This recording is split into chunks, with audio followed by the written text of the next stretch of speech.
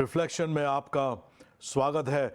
आज की शाम हम लोग बात करने जा रहे हैं कैसे प्रभु यीशु मसीह हमारे जीवन की हर क्षेत्र में मदद करता है। आइए मेरे साथ निकालिए मत्ती रची सुसमाचार उसका 14वां अध्याय। पहले हम लोग 13 से आगे पढ़ेंगे। जब यीशु ने यह सुना तो वह नाव पर चढ़कर वहाँ से किसी सुनसान जगह एकांत में चला गया और लोग यह सुनकर नगर नगर से पैदल उसके पीछे हो लिए। उसने निकलकर बड़ी भीड़ देखी और उन पर तरस खाया और उसने उनके बीमारों को चंगा किया। बाइबल कहती है जब यीशु मसीह के पीछे एक बड़ी भीड़ नगर नगर से आई और उसके पीछे चलने लगी तो प्रभु यीशु मसीह ने उनको देख करके उनके ऊपर तरस खाया। और 14वीं आयत कहती है उसने उनके बीमारों को चंगा किया।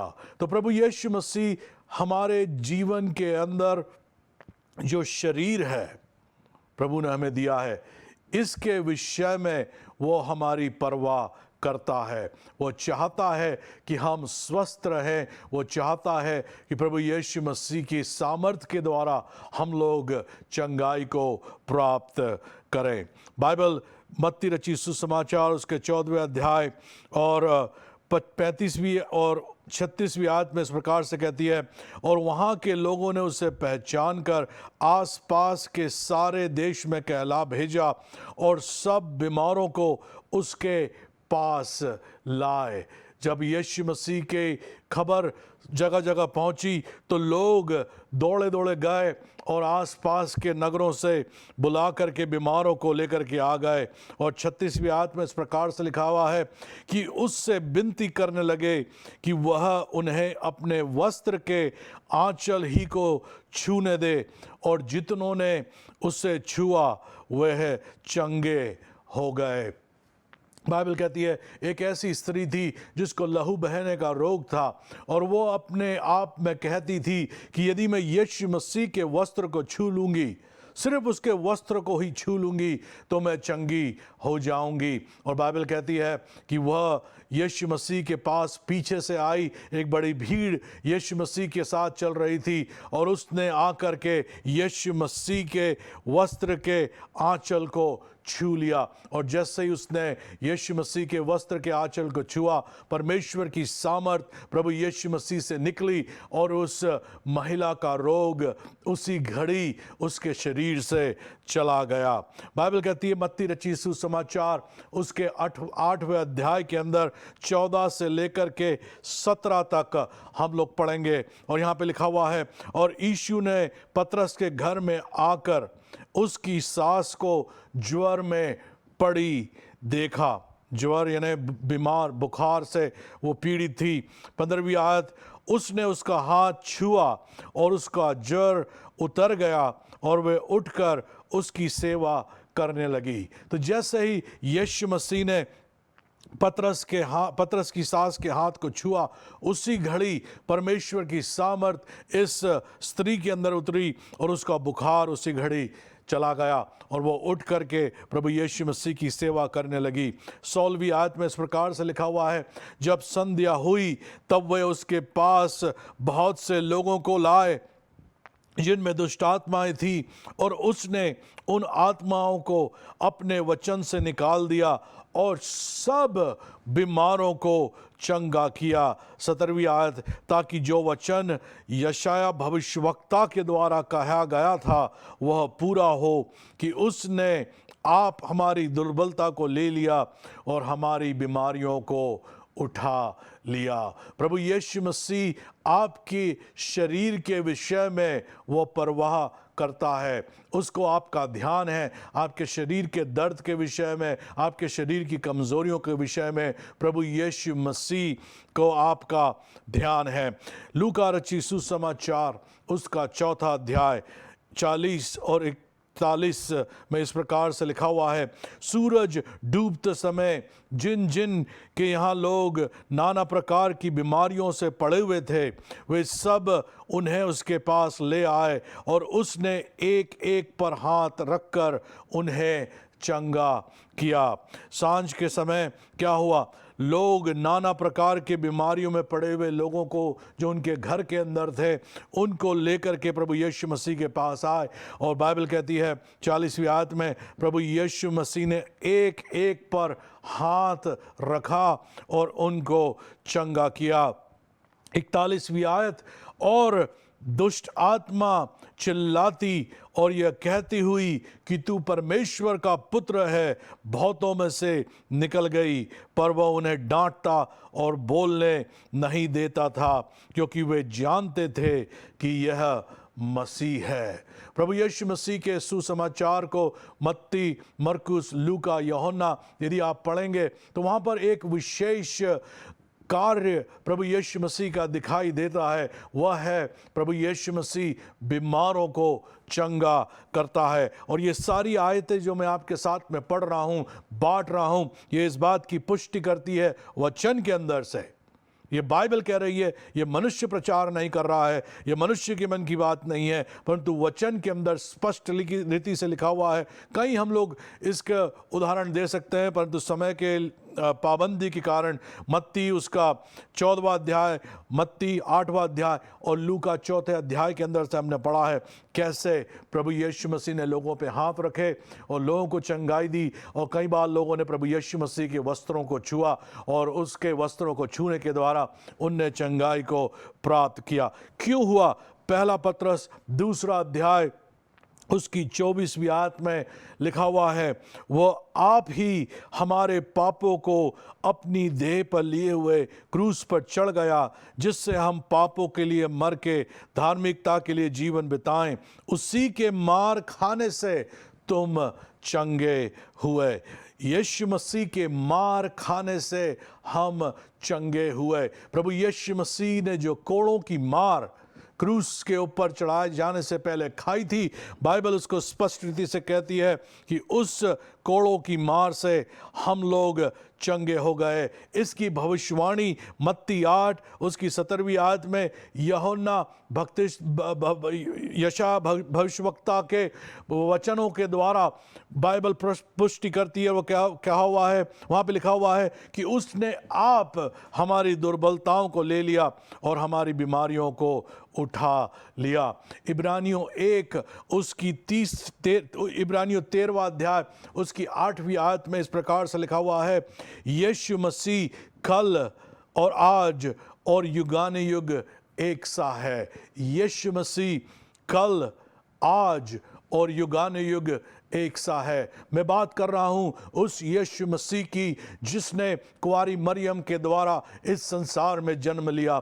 मैं बात कर रहा हूं उस यीशु मसीह की जो 13 साल में कई फरीसी और सदीकियों से ऐसे प्रश्न पूछे और उनको ऐसे जवाब दिए कि वो अचंभित हो गए। मैं बात कर रहा हूं उस यीशु मसीह की जिसने यरदन नदी के अंदर यूहन्ना के द्वारा जब बपतिस्मा लिया तो परमेश्वर का आत्मा उसके ऊपर उतरा और भविष्यवाणी हुई कि ये मेरा प्रिय पुत्र है, इससे मैं अत्यंत प्रसन्न हूँ। मैं बात कर रहा हूँ उस यीशु मसीह की जिसने लोगों को छुआ और उनको चंगाई प्रदान करी। मैं बात कर रहा हूँ उस यीशु मसीह की जब लोगों ने उसके वस्त्रों को छुआ तो उनने शिफा को, चंगाई को प्राप्त कर लिया। मैं बात कर रहा हूं उस यीशु मसीह की जिसने दुष्ट आत्माओं को आज्ञा दे करके निकाला और वो लोगों के अंदर से निकल आई। मैं बात कर रहा हूं उस यीशु मसीह की जिसके पीछे पीछे हजारों की भीड़ चली और उसने उनको परमेश्वर के वचन से तृप्त करा और परमेश्वर के राज्य का सुसमाचार सुनाया।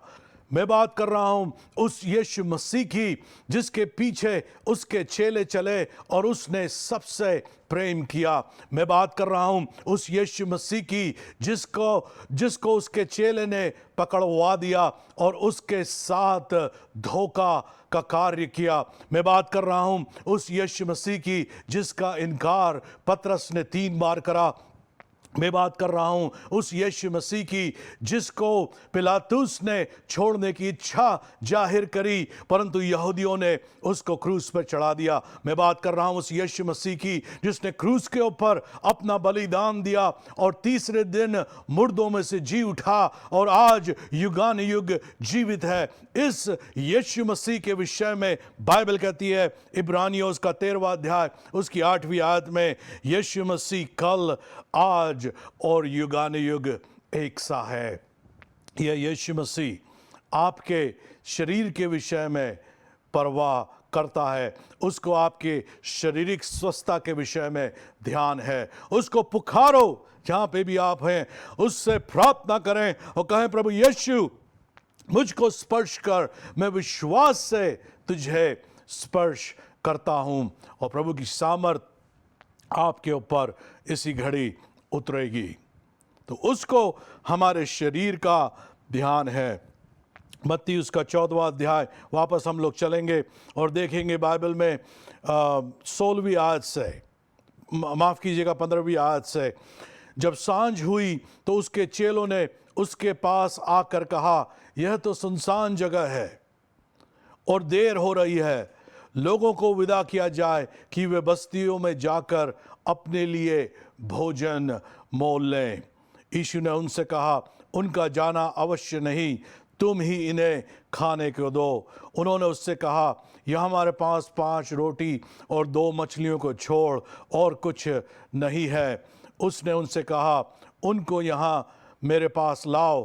तब उसने लोगों को घास पर बैठने को कहा और उन 5 रोटियों और 2 मछलियों को लिया और स्वर्ग की ओर देखकर धन्यवाद दिया और रोटियां तोड़ तोड़ कर चेलों को दी और चेलों ने लोगों को, और सब खाकर तृप्त हो गए। और उन्होंने बचे हुए टुकड़ों से भरी हुई 12 टोकरियां उठाई और खाने वाले स्त्रियों और बालकों को छोड़कर 5000 पुरुषों के अटकल थे। तो बाइबल यहाँ पे कहती है 5000 पुरुष और स्त्रियां और बालक थे। तो जो बाइबल के शास्त्री हैं वो कहते हैं तकरीबन 15 से 20 हजार लोग की भीड़ उस दिन थी जिनको यीशु मसीह ने खाना खिलाया। दूसरी बात जो मैं आपको बताना चाहता हूं, ना सिर्फ प्रभु यीशु मसीह आपके शरीर का ध्यान रखता है, परंतु आपकी ज़रूरतों का भी ध्यान प्रभु यीशु मसीह को है। वो परवाह करता है कि आपकी ज़रूरतें पूरी कर दी जाए। यहाँ पर हम लोग देखते हैं कि ये लोग एक 15,000 20,000 की भीड़ प्रभु यीशु मसीह के पास में है और दिन भर से प्रभु के वचन को वो सुन रही है, परमेश्वर के राज्य के विषय में सीख रही है। अब जब शाम होती है तो उनको भूख लग रही है और चेले प्रभु यीशु मसीह के पास आके कहते हैं कि प्रभु इन लोगों को जाने दे ताकि आसपास के नगरों में जाएं और वो झांक करके खाने का इंतज़ाम कर दे। और प्रभु कहता है, मुझे इन लोगों का ध्यान है, तुम इनको कुछ खाने को दो। जिस यीशु मसीह के ऊपर आप विश्वास करते हैं वो स्वर्ग में परमेश्वर के दाहिनी ओर बैठा हुआ है, परंतु वो पृथ्वी के अंदर भी अपनी आत्मा के द्वारा कार्यरत है और उसको मनुष्य की इस संसार के अंदर जो ज़रूरतें हैं, वो आर्थिक हो, भोजन की हो, मकान की हो, कपड़े की हो, उन सब का उसको ध्यान है। वो अपने चेलों की परवाह करता है, वो अपनी संतानों का ध्यान रखता है कि उनकी ज़रूरतें पूरी होती है कि नहीं होती है। परंतु हम लोग विश्वास में कमज़ोर हो जाते हैं। उस दिन जब प्रभु यीशु मसीह ने कहा, तुम इन्हें कुछ खाने को दो, तो चेलों ने कहा, हमारे पास तो कुछ भी नहीं है सिवाय 5 रोटी और 2 मछली के। और वो 5 रोटी और 2 मछली किसकी थी? बाइबल कहती है वो एक बालक की थी जो उस भीड़ के अंदर था। सोचिए किसी बात को, 15 से 20 हजार लोग इकट्ठा हुए हैं और उनके बीच में एक लड़का है जिसके पास 5 रोटी और 2 मछली है। परंतु यहां पर परमेश्वर का पुत्र यीशु मसीह जो आज कल युगान युग एक सा है, इसको परवाह है कि जो उसके पीछे चल रहे हैं, जो लोग उसके अनुयायी हैं, जो लोग उस पर विश्वास करते हैं, जो लोग उसके साथ संगति कर रहे हैं और अपना बलिदान दे करके, सैक्रिफाइस करके, कई चीज़ों को छोड़ करके, कामों को छोड़ करके, घर को छोड़ के दिन भर उसके चरणों पर बैठ करके परमेश्वर के राज्य की बातों को सुन रहे हैं, प्रभु कहता है मैं इनको कुछ देना चाहता हूँ, मैं इनको भोजन देना चाहता हूँ। मैं नहीं चाहता कि ये भूखे हो। मेरे प्रियो भाइयों बहनों, प्रभु यीशु मसीह जब आपको देखता है, जो भी ज़रूरत आपकी जीवन में क्यों ना हो, प्रभु यीशु मसीह को आपके ऊपर तरस आता है, वो तरस से भर जाता है और वो चाहता है कि आपकी सारी ज़रूरतें उसके नाम के द्वारा पूरी हो जाए। यहाँ पर हमें भी विश्वास को करना है। जैसे ये चेलों ने कहा हमारे पास कुछ भी नहीं है। कई बार हम लोग भी ऐसा कहते हैं, अरे कैसा होगा ये काम, कैसी हमारी ज़रूरतें पूरी होगी, हमारे पास तो कुछ भी नहीं है, हमारे पास तो अच्छी नौकरी नहीं है, हमारे पास व्यापार नहीं है, हमारे जिस जगह पे हम रहते हैं वहाँ के अंदर इकॉनमी इतनी मजबूत नहीं है, अर्थव्यवस्था मजबूत नहीं है, लोगों के पास काम नहीं है, लोगों के पास पैसा नहीं है। ये इससे और ज़रूरतमंद जगह कहाँ हो सकती है? 20,000 लोग एक बंजर जमीन पे बैठे हुए हैं और उन 15-20 हजार लोगों के बीच में सिर्फ 5 रोटी और 2 मछलियां हैं और कुछ भी नहीं है। सोचो किसी बात को। यदि आप कंपेयर करेंगे किसी भी अर्थव्यवस्था से या आपके जीवन से, तो ये कितनी अधिक जरूरत थी वहां पर। 50 रोटी नहीं, 20 मछली नहीं, 5 रोटी और 2 मछलियां। 15 से 20 हजार लोग इकट्ठा हैं। इससे बुरी अर्थव्यवस्था क्या हो सकती है? परंतु जहां पर यीशु मसीह है वहां पर हर प्रकार की बढ़ोतरी है। जहां पर यीशु मसीह है वहां पर सब प्रकार की आशीषें हैं। यीशु मसीह आज कल युगाने युग एक सा है। हो सकता है आप अपने घर में बैठे हों और जब आप देखते हो तो आपको खाली बर्तन दिखाई देते हो, भोजन की व्यवस्था नहीं है, घर में पैसा नहीं है। परंतु यदि यीशु मसीह आपके साथ में है तो आपके पास सारी आशीषों का, सारी बढ़ोतरी का सोत्र है। अब वहां पे क्या हुआ? प्रभु यीशु मसीह ने कहा उन रोटियों को और 2 मछलियों को मेरे पास ले आओ। अब सोचो, जब चेले उस बालक के पास गए होंगे तो उस बालक से पूछा होगा, बेटा तेरे पास, तूने बताया था कि तेरे पास 5 रोटी और 2 मछलियां हैं। और लड़के ने कहा होगा, हाँ पतरस, ये है 5 रोटी और 2 मछली। और पतरस ने बोला होगा, ये हमें दे दे। तो लड़का बालक ही था, उसने, मैं कल्पना करता हूँ, उसने पूछा होगा, क्यों? ये तो मेरा खुद का खाना है, ये तो मेरे परिवार, मेरी मम्मी ने मुझे ये बांध के दिया है, मैं ये तुझे क्यों दे दूं? पतरस ने कहा होगा कि ये प्रभु यीशु मसीह ने मांगा है। तो उस बालक के मन के अंदर क्या आया होगा? उसने सोचा होगा, अरे ये तो प्रभु को खिलाने के लिए पतरस मांग रहा है, यहाँ पे किसी के पास भी खाना नहीं है, सिर्फ मेरे पास ही खाना है, तो मैं दे देता हूँ पतरस को, ताकि प्रभु यीशु मसीह को ये भोजन मिल जाए। वो बालक के अंदर इतनी समझ उस समय नहीं थी, ना ही चेलों में थी कि ये क्या होने वाला है।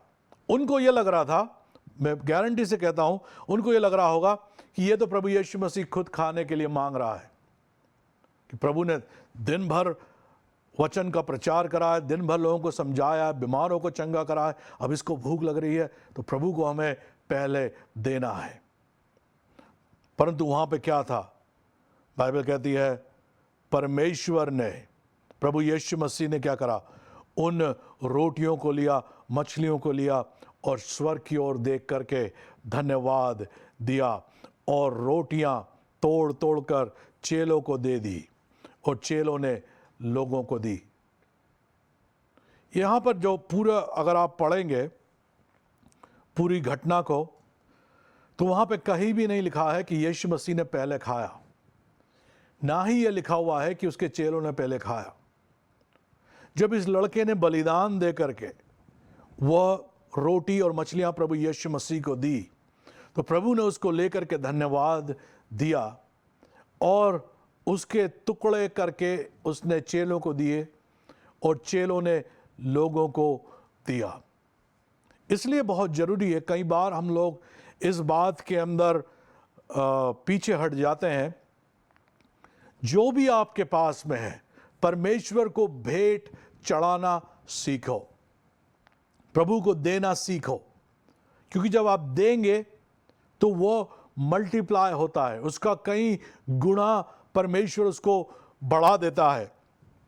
आपके हाथ में भले ही वो एक छोटी सी चीज हो, उस 2 मछली और 5 रोटी के समान, परंतु वो जैसे ही यीशु मसीह के हाथ में आई तो वो 5 रोटी और 2 मछलियां हजारों लोगों के लिए भोजन बन गई। और बाइबल कहती है उसने तोड़ करके चेलों को दी, चेलों ने लोगों को दी, और सब 20वीं आयत में खाकर तृप्त हो गए। थोड़ा थोड़ा टुकड़े नहीं दिए, अरे ये चल तेरे को मैं एक निवाला दे रहा हूं, 20,000 लोग हैं, 15,000 लोग दिख रहे हैं, थोड़ा थोड़ा ही देंगे। अगर सबको 1-1 सेंटीमीटर भी दिया जाता टुकड़ा उन 5 रोटी और 2 मछलियों में से, तो फिर भी 15,000 लोगों को कुछ भी नहीं होता। तो थोड़े थोड़े नहीं दिए थे। बाइबल में यहां पे लिखा हुआ है यीशु मसीह के हाथ में वो क्या होने लगे, वो बढ़ने लगे और सब लोगों ने खा करके तृप्त हो गए। पेट भर के इन लोगों ने खाया और उन्होंने बचे हुए टुकड़ों से भरी हुई 12 टोकरियां उठाई। कितनी अद्भुत आशीष है। तो हो सकता है आप भी ऐसे एक बंजर स्थान पे हो जहां आपके पास थोड़ा सा ही कुछ बचा हुआ है, वो प्रभु यीशु मसीह को समर्पण करो, कहो प्रभु ये तेरा है, इसको तू बढ़ा दे, और आप देखेंगे आपके घर के अंदर कैसी अद्भुत आशीष परमेश्वर की बन जाएगी। आपकी ज़रूरतें अलौकिक तरीके से, सुपरनैचुरल तरीके से आपकी ज़रूरतें पूरी हो जाएगी। क्यों? क्योंकि प्रभु यीशु मसीह को आपकी आर्थिक अवस्था का ध्यान है। प्रभु चाहता है कि आप भरपेट खाना खाएं।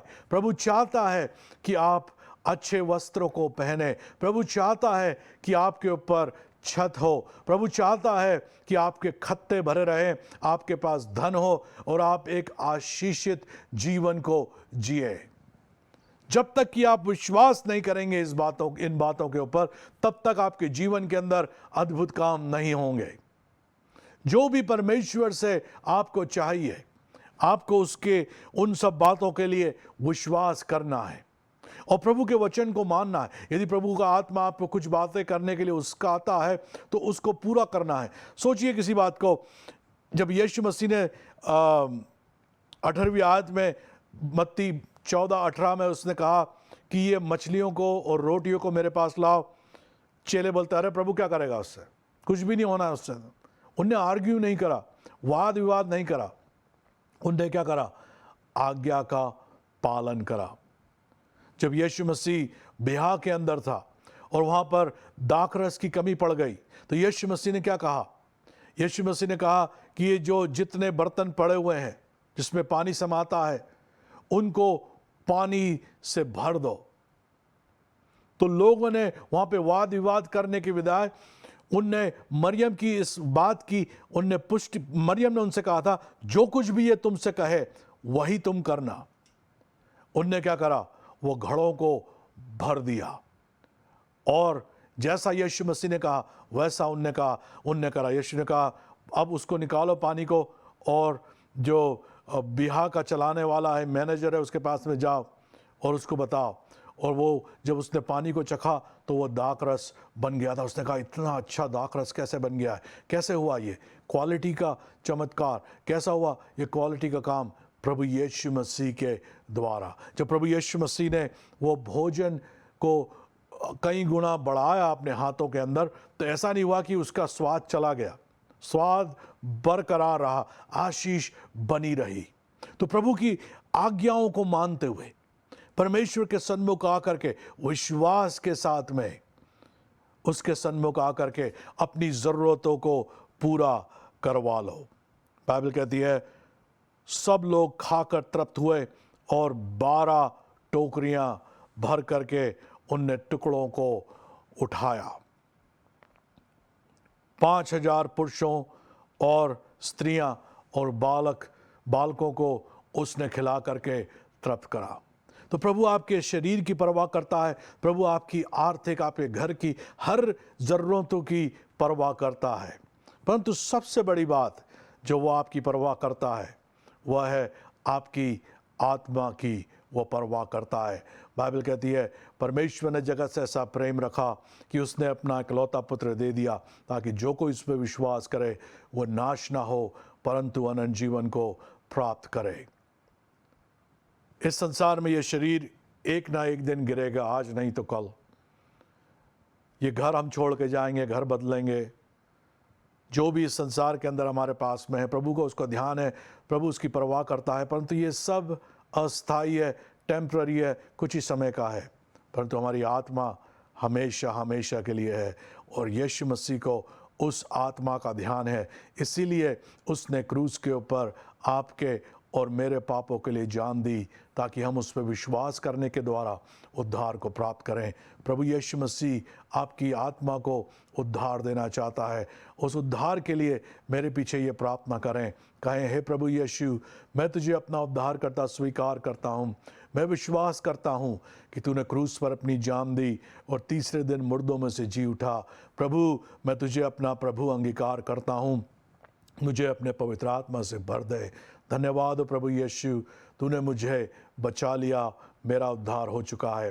यदि आपने विश्वास से प्रार्थना करी है और यीशु को अपना प्रभु अंगीकार करा है, तो आपकी आत्मा ने नया जन्म प्राप्त किया है। अब ना सिर्फ प्रभु यीशु मसीह आपकी शरीर की चिंता करता है, ना सिर्फ वो आपके इस संसार के अंदर आर्थिक ज़रूरतों की चिंता करता है, परंतु प्रभु यीशु मसीह को आपकी आत्मा का भी ध्यान है और अब आपकी आत्मा उसके सन्मुख जीवित है।